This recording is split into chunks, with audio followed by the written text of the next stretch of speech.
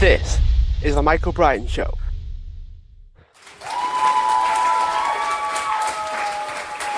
Hi everyone, welcome back to the show, and I am joined with Dr. Mona Jhaveri, who is the founder and executive director of Music Beats Cancer. So we are discussing the power of music and how it could be used for treatments for many things, including cancer. So Mona, thanks so much for joining me today. Oh, thank you for having me, Michael. So I wonder what your experience has been like so far when it comes to music and cancer treatments. Right. Well, that's a very broad question because in fact, when we thought about bringing music as part of our approach, we thought about it as a way to shift how we talk about fighting the war on cancer and how we raise awareness. So that was something that, when we started Music Beats Cancer, this was back in 2012, and we officially launched in 2014. We knew we had a new approach to fighting cancer, but we knew we needed a way to reach the public and shift how we think about it, how we talk about it, and how we reach just the masses. And so that's where music came to us, not for cancer treatment itself, but as a way to propel a movement of change in the war on cancer. That's interesting then. It's almost like the music was the tool, I suppose. Is there any major benefits to using music as therapy? I mean, I feel good when I listen to a certain song. Is there more going on than just a subjective feeling? There are a lot of organizations that look into and have researched music as a tool for healing and for improved care, cancer care, or just any sort of healing in general. And that has been shown many times, and also implemented in hospitals and care centers where they understand a patient's journey is going to matter in terms of their ability to for effective treatment and to survive their cancer. So that is clear, and I think most people can attest to it, right? That music has a healing, it has a healing component to it, but does it and can it, impact treatment for a disease like cancer, where in some cancers are so deadly? I would say that the science is probably on the yes side, but is it totally sufficient? No. Obviously, we need other forms of treatment and care to get at least most patients over the hump of fighting their cancers. So yeah, to answer your question, I think there's certainly evidence in what you're saying. I imagine you've had to go on quite the journey in terms of educating people like myself and the general public about the power of music, like to be able to treat cancers or other diseases for that matter using music. It seems like you've got quite a story or two to share in terms of what that's like, trying to re-educate people. Yeah. So, like I said, going back, when we just even to go further back, even before I started Music Beats Cancer, I'm a cancer researcher by training, and sort of I'm on the other side of the battle, right? Where people like me are sitting in laboratories working on solutions and doing research and discovering. In fact, cancer researchers are relentlessly discovering new ideas. But inevitably, we know that most of what we discover doesn't make it to people. And that part, I think, is a big rift between what people think is happening when we declare, fighting the war on cancer and donating to research for the cure, and what's really happening. So I think in the minds of most people, when they want to fight the war on cancer, they donate to research. And that money goes to research laboratories. And those researchers use it for advancing knowledge and for discovering new ways of treatment. But what actually makes it to a person when they're sick, when they're in the hospital is vastly different from what we're actually working on in the lab. So, and that's why there's a sort of big rift in terms of for many cancers, we're fighting that same cancer as we did 50 years ago with the same chemos, the same regimens. And yet in the lab, we're working on gene therapies and cell therapies and RNA therapies. I guess what I'm trying to say is, what we do as cutting edge scientists doesn't always turn out to be real treatments and solutions for people when they're sick. And that bridge between the two is the biomedical sector or the biotech sector. And our public, for the most part, at least when we launched, didn't even understand that science has to be commercialized before it can help any single person.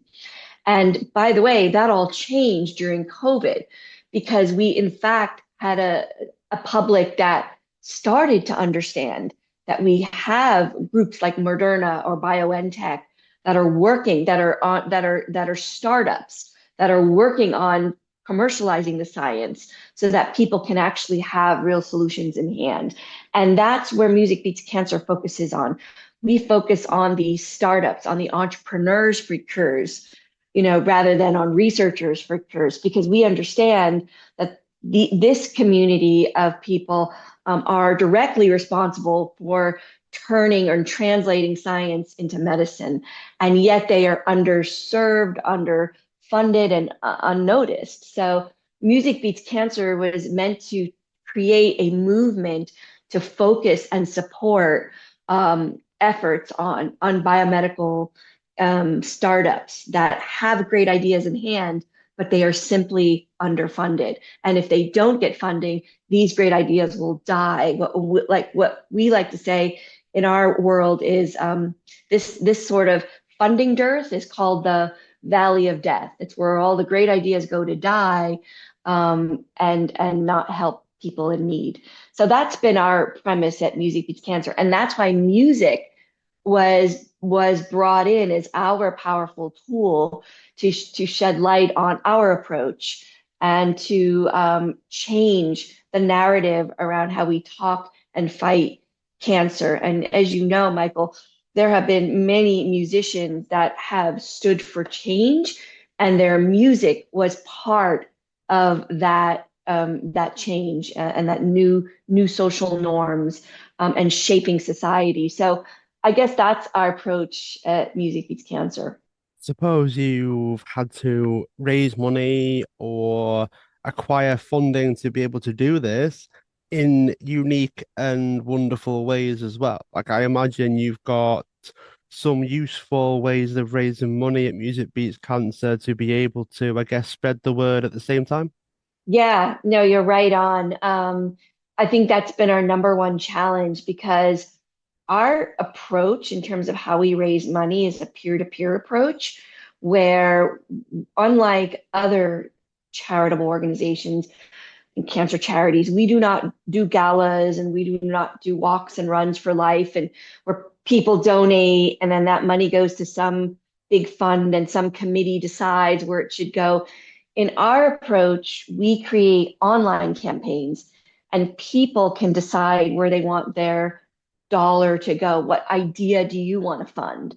So that's been, our sort of direct person to person, a person who wants to fight the war on cancer can donate to an innovator working on a solution for cancer if they find that solution to be interesting and compelling and worthy. And that way, the public has agency around what really makes it, to the clinic at the end of the day. But that approach is great, but we also needed a way to reach mass audiences. And that, I guess caused us to think about how can we, raise awareness around innovation and bring innovation into the popular culture. And that is, I guess, for us, that's how we want to bring people, do fundraisers really is not simply let's do a walk or run or a bake sale, but how do we get people talking about innovation and this and getting excited about it, so they'd want to donate. I'd be curious if you have any examples of this. Like, it seems like quite a creative and complicated thing to do. Would you have any success stories of this working? Yeah, so we have one approach that we've piloted, and we're sort of repiloting and relaunching, as this is kind of an iterative process. But the idea was, how do we, like I said, get the broad masses, the public, to talk about innovation, where this kind of discussion has typically been reserved for the academics, right? So how do we get this out into the public spaces? And I had a friend of mine who said, well, why don't we do a live stream Q&A where we ask questions of these innovators, and that's, prompts a discussion. And I thought, well, that's a good idea, except I don't know if you, Michael, have ever talked to a scientist turn, innovator, but they're not that interesting, and they're very smart and they've got great ideas, but they're not necessarily that communicative, if you know what I mean. They Yeah, often it's a talk weird over one. people's heads, Yeah, you know, and that presents a problem because now we have a rift, right? Like, we have people solving, problems in cancer treatment and care, but they can't effectively talk to people about it, in regular people terms. So we came up with this idea of doing a Q&A, but where the people asking the questions are kids. And that formed a program that we now call After School Tech Talks, where kids, say teenagers, ask biomedical innovators who are PhDs and MDs about their innovation, how it works, and how it helps people. And the innovators have to offer an answer and a response. And if the kids like it, they rate the response with a thumbs up or thumbs down. And if the innovator gets enough thumbs up, they get we launch the first donation type of thing. And that starts the efforts. And so I guess that's been our interesting approach, and it's been fun and exciting. We sort of gamified innovation to make it more engaging. And now what we're doing in our second version is we're marrying this up with influencers, whether they be music influencers or popular culture influencers, but people who care about the issue and are willing to lend their platform to invite their followers, and basically a call to action to support. So that's where we are now, and we expect sort of our next launch of this to take place in a month or so. let's say a lot of these things never really reach the minimum. Do you find that that then becomes a bit of an issue in the method of crowdfunding, I suppose you could say, is quite a difficult one if the projects never get enough support initially? Yeah, and I think you hit the nail on the pain point, so to speak. Um, it's really, it seems like this is a simple and logical approach, but in reality, it is very hard to get donors, in our case, to cast their dollar, right? And this is true across all types of crowd models, right? Whether it's GoFundMe or Indiegogo or Kickstarter. There are many people that launch campaigns, but those campaigns sit at zero. So the question is, how do we move the needle, and how do we do it effectively? And how do we arm our campaigns so that they too can reach their network? And that's critical in these peer-to-peer models, because not all peers are the same. So there's we term this as the hot crowd, the warm crowd, and the cold crowd. And the hot crowd are the people that know the innovators. They've already backed them in some way, shape, or form, and they'll back them again, right? So those are the people that care, and there's a lot of trust and knowledge. But the problem is with the hot crowd, there's only so many of them, right? So the warm crowd, there's more of them. They care about the issue, but they don't know the innovators or the campaigns. They're more distant. And the cold crowd, well, that's the masses. those are the people that maybe don't care as much about the issue and they don't know the innovator at all. They're much harder to convert, but there's more of them. So we see our audiences as three parts: the hot, the warm, and the cold. And if you can't convert the hot crowd, it makes it very difficult to convert the cold. And so this is, our job at Music Beats Cancer is to help our own campaigns reach their own people, to start casting dollars, and hopefully large dollars to kick their campaigns off, so that the cold crowd sees activity and wants to contribute. Because after all, we are herd animals, if you will. And if we see some people moving in the direction, the rest of us will move. That's an interesting point, actually, because I think you're probably right in that people usually support people, but it's not necessarily easy to be the first mover. Being the first 5 or 10 people to support something is probably harder than the last five. Yeah, 100%. That's exactly how we're thinking about this and seeing it. And one of the things that we've understand with our campaigns and these innovators that launch campaigns, many of them have networks, many of them have already have investors, but they still need to raise. And what we're thinking is that many of these investors who are already, I guess, backing the ideas, are also donors, and they are philanthropists. And so our hope is that some of our campaigns will reach those very investors who have already put money in on the investment side, to also support the efforts on the donation side. And there's a lot of philanthropic dollars out there, and there's a lot of people, at least in the U.S., who have dollars sitting in tax advantaged accounts, as we call it, and they can be deployed, but they're not. But there's no model normally to deploy philanthropic dollars to startups. However, Music Beats Cancer represents that model. So now we've created an approach to unleash these dollars in support of innovation. So that's how we're thinking about it. And I'm not going to lie, this is a super heavy lift, but if it works, it certainly represents a new way to fight the war on cancer with new monies. Oh, it sounds like you're forever speaking to people, trying to find the right people. It sounds very much like it's all about finding the right people. It's like a people business sort of thing. Yeah, I think you're right that that one component, there's the people and speaking to people, but the other piece of speaking to people is incentivizing them. And I actually think that's probably true across all business or all nonprofits, right? How do you incentivize people to want to see value in this and want to get behind it because it's important to them? And that's, I mean, I don't care who you are or what you're trying to achieve. I think finding those incentives is what connects people to people, at the end of the day.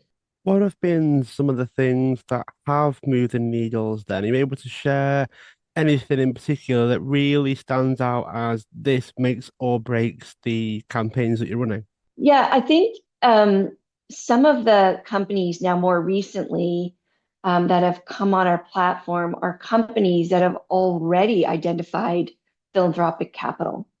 And this is interesting because when I first started, it was kind of taboo to support a entrepreneurial startup with philanthropic capital. It wasn't illegal, but it was culturally taboo, and there was a lot of fear in asking.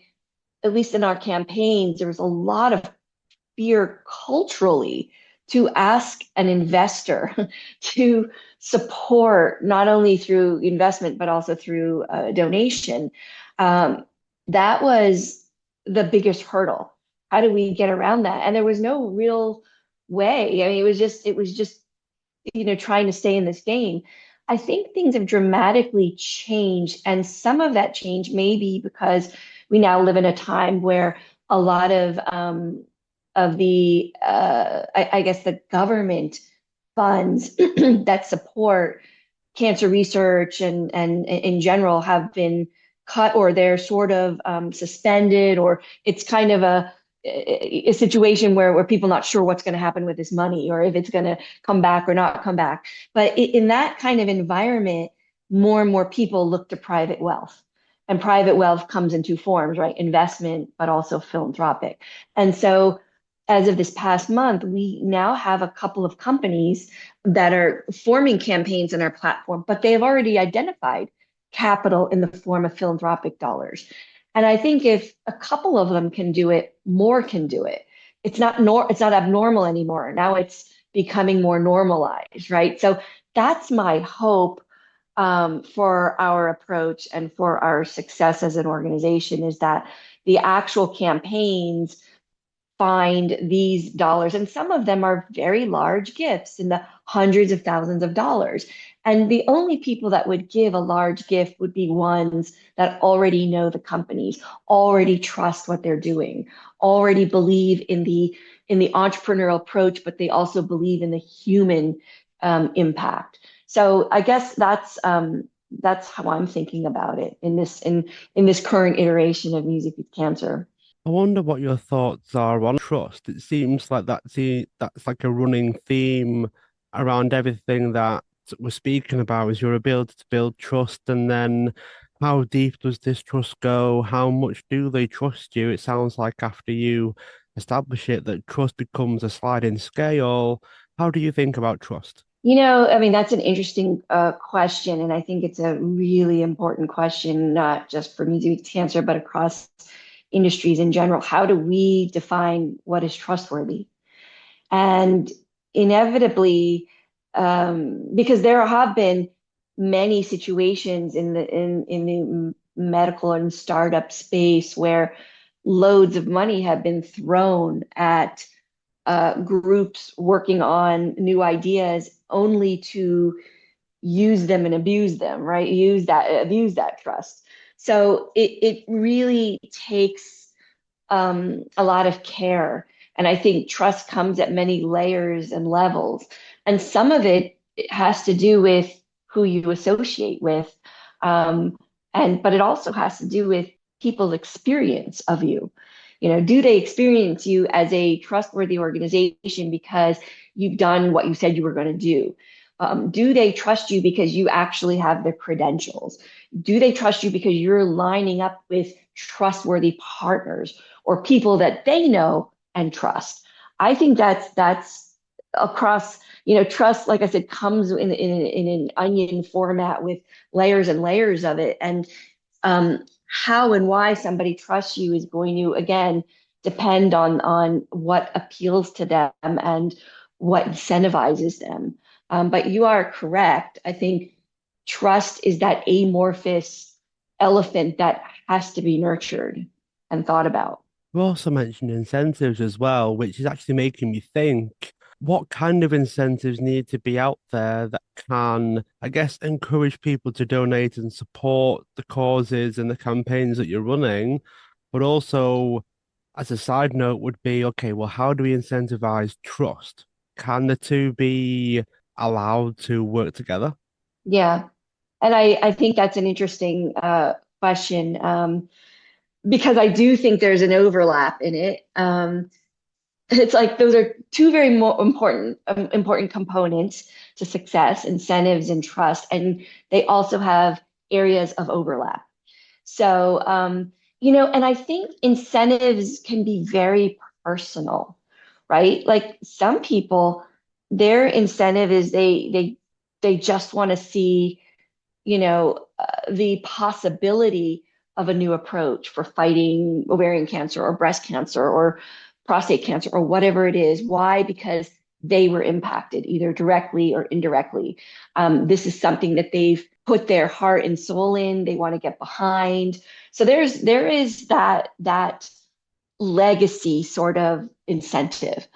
And then there's the incentive, there's the financial or business incentives, right? If we support this startup, that's going to help us as an industry or as an investor down the road or as a current investor. There's also and then you mentioned trust. There is an incentive around building trust. If we support this group, that makes us a trusted figure in our community. So I think that there's arguments around that trust can be an incentive, but it's also can be a reason why somebody wants to support, if you know what I mean. That the two go hand in hand. That makes perfect sense, actually. And if you combine that with, I guess, following through, as you mentioned, and doing the things that you set out to do, that can only help, can't it? It doesn't really hinder your ability for people to trust you. Yeah, and this word trust, I think, is so meaningful today more than ever before because we do live in a world where there is massive misinformation, disinformation. You don't know if you can trust our institutions that we have trusted for centuries. You don't know if you can trust science. You don't know if you can trust scientists. You don't know if doctors who have taken oaths to care for patients and do what's right by people. You don't know if you can trust them anymore. So, and yet you have people that are popular culture figures that have no degrees, but people have turned to trust them around medical information. So trust has become a moving target, right? And we don't know how to and why we line up with influencers and musicians. In fact, they become a source, an anchor of trust to the public. And so so their followers follow them because there's a trust factor in that following. And if the people trust them, they may trust us.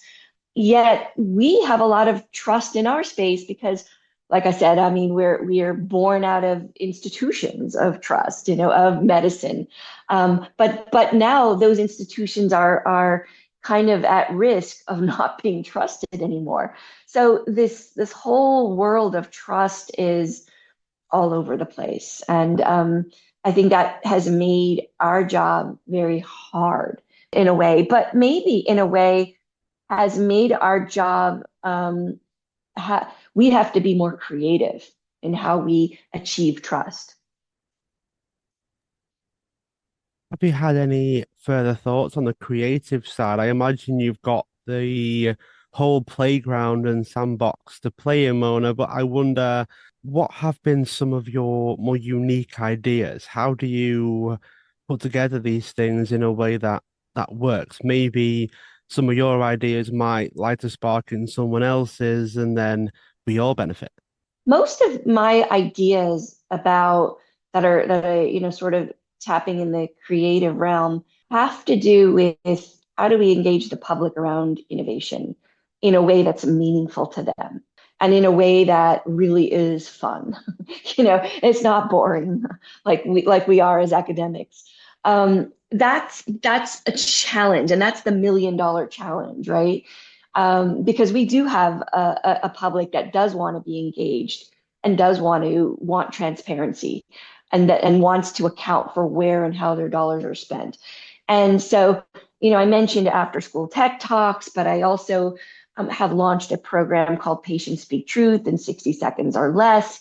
And that's a program that enables us to collaborate with other cancer focused nonprofits where nonprofits typically don't collaborate. But one area where we all see eye to eye is the difficulty in combating all the misinformation and disinformation around cancer. So I've had created this platform and this program to get out there and join forces with other organizations. And then again, we capitalize on our influencers to reach mass audiences in a targeted way. So there's the Patient Speak Truth that just literally got launched, this month. We are also coming up with future programs which are calling the Breakthrough Artists Initiative, where we align with artists who lend their songs to cause one of our causes. Maybe it's a breast cancer cause or ovarian cancer or prostate cancer. And the public shows their support by liking the song on YouTube. And in that way, we donate $1 per like. And that propels songs, but it also creates a way for music to align with purpose. And we then help a breakthrough artist get noticed on, on the algorithms of social media, and they in turn help us, by doing concerts or selling merchandise. So again, this is all about how do we reach the public in a large way? How do we engage the public? And how do we form collaborations where different stakeholders want to be part of it because they're all incentivized to be part of it? That is definitely, ways that I've had to really think creatively and out of the box. Whereas in the past, charities have not done this type of thing. They have done classical, like I said, walks and runs and galas that everybody understands. You pay $10 or whatever, and it goes somewhere. But then again, that has become a less transparent, less hands-on approach to giving. Would Yeah. their music have to be altered to then become a treatment for cancer? Like, I wonder if you ever have to put music together, it needs to be this certain way, using the right notes in the right way to have an effect on the cancer, or would any music be fine? We don't use music itself as a healing capability, but you are right. There is a lot of study around how music and notes and vibrations can impact healing. And that is a study that is, actually, that has gotten funding from our, from research labs and so forth. That is a real area of study. I pictured some like mainstream artists like Beyonce having to remake one of her best songs because she now supports music beats cancer, but now she has to change all of the notes so that it's treatmentally viable. Yeah, that would not be our approach because that doesn't make sense for us and what we're trying to achieve, right? We're trying to just achieve mass outreach. And her music, let's just say if it was Beyonce, has that quality, right? It that has that infectious quality to draw people in. But if Beyonce said, "Hey fans, I'm lining this up in support of cervical cancer, which has impacted my family," let's just say, or in fact, just to be even more accurate, her father was impacted by breast cancer. And male breast cancer is there's not a lot of awareness around there. So if she one day said, "I'm going to dedicate this song to breast cancer in support of men who struggle with this disease," that would unleash enormous support, for how we fight breast cancer, particularly for men. So that's how musicians can be powerful. I'm actually quite glad about that, Mona, because I can't imagine Halo would sell as many if it had to be more of a, the notes had to be positioned in a certain way for it Right. to be helpful for cancer. I just don't think it would sell very well. No, it wouldn't, but Halo would be a great song if the public understood she sang that as a way to support breast cancer for men. People would get around that. And artists have done this before, like David Bowie and Aretha Franklin, and all of these artists, Bob Marley, they passed because they due to cancer. All of some of these iconic artists passed away because of cancer, and they remain icons in the public psyche, right? So their music, whether they declared it as healing or they declared it as a way to raise awareness, is powerful. So I guess that's how I see Beyonce. She's definitely shaped our culture and our thinking.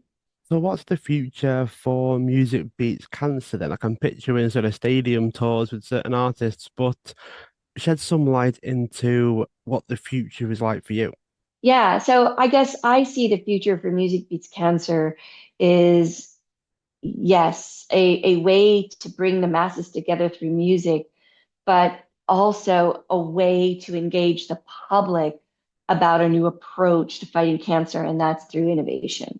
And to get them to engage it in a fun and exciting way. And so one of my ideas is to, I've bounced this idea around a lot. I've called it the battle of the biotechs, right? We've talked about the battle of the bands, but I'm talking about the battle of the biotechs, which is where the public gets to, it's sort of like a Shark Tank type thing, but the public gets to cast their dollar based on pitches from biotechs, and to do it in a fun and gamified way, but also to include musicians as part of that effort, whether they're the judges or whether they bring people together, or whether their songs reach our mass audiences, however that might be. But I've always had this vision of doing Battle of the Biotechs at South by Southwest, or some place where people can talk about thought leadership and new ways of moving the needle on cancer, but also can come together around music and fun. So that's been my sort of future, dream of where I see our organization going. That's an incredible way of seeing things as well. Like the idea of music bringing people together for then the purpose of innovation around cancer. It's like a weird and yet amazing amalgamation of the two. So I reckon there'll be people listening that might want to support you, Mona. So how can people do that? How can people support Music Beats Cancer? Yeah, so I would love if people would go to musicbeatscancer.org, and there is on our navigation bar a word that says campaigns, and I would love for them to hit that and navigate that campaigns and see our recently launched campaigns, our active campaigns. There's innovations of everything you can think of under the sun to really reduce the cancer burden in our country and worldwide. And we would love for people to go check it out, learn about it, and cast their dollar if they think it's interesting. Thanks so much for being a guest on the show. Those that are listening, feel free to subscribe, share the show, tell others, and also leave a review wherever you are listening into your podcasts. Mona, thanks so much. I've enjoyed it, and I look forward to keeping in touch. Thank you. Thank you so much.